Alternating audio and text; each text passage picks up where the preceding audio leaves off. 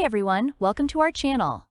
Today we're tackling ASC 405, the section of the Accounting Standards Codification that focuses on liabilities. Liabilities are a critical part of financial statements, but they can sometimes feel like a maze of rules and classifications. Don't worry, I'm here to break it all down in simple terms with examples to help you understand. Let's dive in. ASC 405 provides guidance on how to account for and disclose liabilities. A liability is simply an obligation you owe to another party. It could be for goods, services, or even a legal settlement. Liabilities fall into three main categories.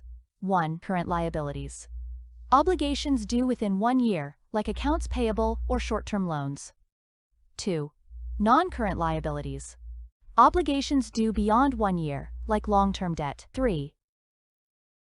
Contingent liabilities. Potential obligations that depend on the outcome of a future event, like lawsuits.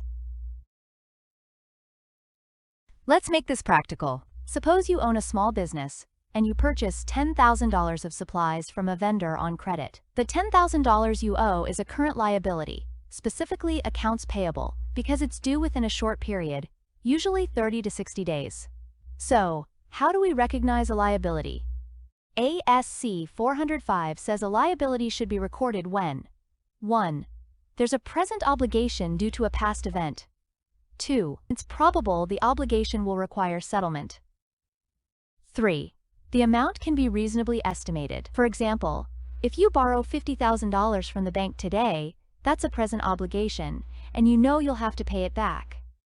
So it gets recorded as a liability. Now, let's talk about contingent liabilities, which are trickier. These are liabilities that depend on a future event. For instance, if your company is being sued for $1 million, it's not a guaranteed liability. It depends on the lawsuit's outcome. Here's how you account for contingent liabilities under ASC 405. If the liability is probable and the amount can be estimated, record it in your financial statements. If it's reasonably possible but not probable, disclose it in the notes to your financial statements. If it's remote, highly unlikely, no need to record or disclose it. Let's say your company is facing a legal claim for $500,000. Your legal team thinks there's a 70% chance you'll lose, and they estimate the damages at $300,000. Since it's both probable and the amount can be estimated, you'd record a liability of $300,000. But if the chance of losing was only 30%, you'd just disclose the details in the financial statement notes. And if the chance was remote, let's say 5%, you wouldn't record or disclose it.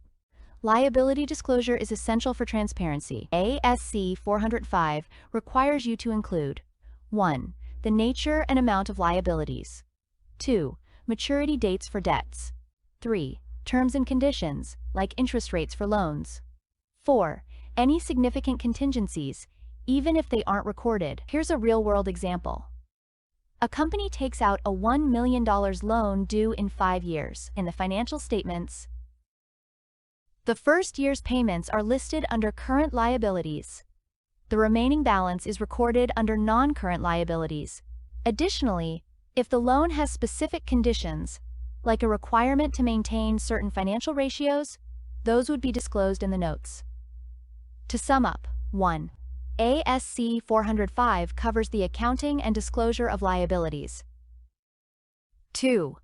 Liabilities include current, non-current, and contingent obligations. 3. Recognize liabilities when they're probable and measurable. 4. Be transparent with disclosures. This builds trust with stakeholders. That's it for today. I hope you now feel more confident about ASC 405 and how liabilities work. If you found this video helpful, give it a thumbs up, subscribe to our channel, and see you on the next one.